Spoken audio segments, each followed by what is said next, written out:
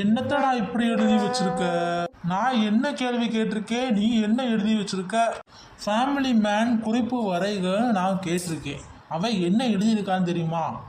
கல்யாணத்துக்கு முன்பு தான் உண்டு தன் வேலை உண்டு என முழித்து கொண்டிருந்த மேன் பொண்டாட்டியை சமாளிக்க முடியாமல் பேய்மொழி முழிக்கும் மேனைத்தான் பேய்மொழி முழிக்கும் மேன் என சொல்லப்படுகிறது. இதுவே காலப்போக்கில் மருவி ஃபேமிலி மேன் ஆனது. நான் கேட்ட கேள்விக்கு ஏன்டா இப்படி ஒரு ஆன்சர் பண்ணி வச்சிருக்க?